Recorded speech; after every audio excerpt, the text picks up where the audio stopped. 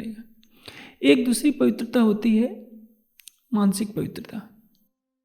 कहा गया है, एक पौराणिक ग्रंथ का कथन है कि अपवित्रो पवित्रो सर्व स्थाम गतो अपिवा यो स्मृति पुंडरीकाक्षा स बाह्य अभ्यंतर शुचि। चाहे पवित्र हो या अपवित्र, जिसने कमल के समान नेत्रों वाले विष्णु भगवान का स्मरण कर लिया वो पवित्र हो जाता है हर जगह से। ये वैष्णव के द्वारा बनाया गया है। और इसका आशय क्या है कि जो व्यक्ति उठते बैठते सोते जागते अपने इष्ट का नाम लेता रहता है वो हर जगह पवित्र बना रहता है। यह मनोभावों के द्वारा परमात्मा को हमेशा चिंतन में लाए रहना, इसको कहते हैं भावलीनता। जैसे वाणी में कहा गया है, उठते बैठते सुपन सोत जागृत तम न छोड़े मासों को जाके असल हक निस्बत। उठते बैठते सोते जागते जो हर पल राज्य के भाव में खोए रहते हैं कि राज्य ऐसे हैं, श्यामा जी ऐसी हैं, परम धाम ऐसा है हमारा,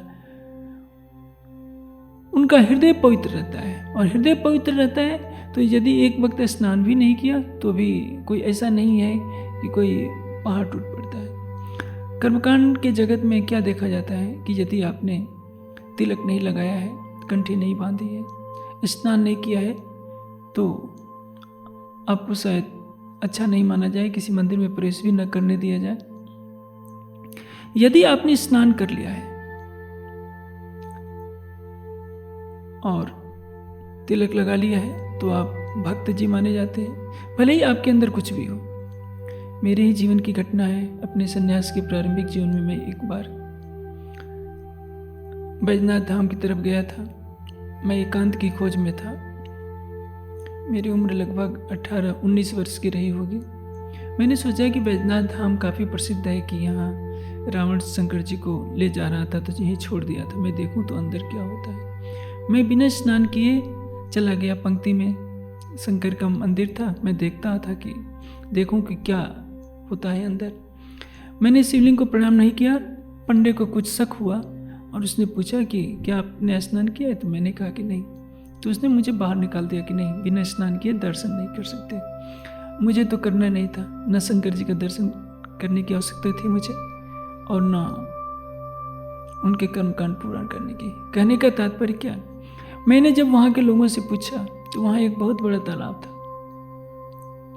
उसमें 50 किलो से ज़्यादा की एक मछली निकली थी और वहाँ के लोगों ने बताया कि यहाँ के जितने पंडे हैं उन लोगों ने सारी मछली अकेले ही खा ली, बाहर किसी को मिला ही नहीं। तो जो पूजा के समय तो पानी से स्नान करके तिलक लगाकर अपनी पवित्रता का दावा करते हैं, हंसी में कहा जाए तो टिकट भी बांटते हैं, वो स्वयं मछली खाते हैं, कहीं कहीं तो अन्य भी नशों का सेवन करते हैं। और मैं परमात्मा की खोज में निकला था, मैंने स्नान नहीं किया था, तो उनकी दृष्टि में मैं अशुद्ध था। जिसके हृदय में पल पल प्रियतम का प्रेम उमड़ रहा हो, यदि वो स्नान भी न करता है तो भी वो पवित्र माना जाएगा। जैसे भगवान बुद्ध यदि 7 दिन 7 रात समाधि में बैठे रहे तो उनके लिए तो संभव नहीं था कि उठ करके स्नान करते। जब शरीर की शुद्ध ही नहीं है तो उस अवस्था में स्नान कैसे किया जा सकता है? मैंने कहा कि स्नान का अपना महत्व है। यदि कई दिन आप स्नान नहीं करेंगे तो मन में एक दिन भी स्नान न करें तो मन चंचल सा बना रहेगा, क्योंकि रजोगुण की प्रवृत्ति हो जाएगी। आंतों में जो मल रहेगा वो आपके मनोविकारों को पैदा करने लगेगा, शरीर में रोग पैदा करने लगेगा।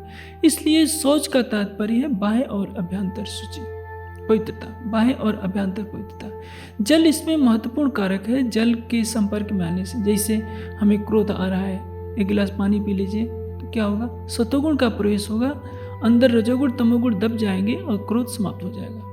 क्रोध की उत्पत्ति, काम की उत्पत्ति कहाँ से होती? रजोगुण से।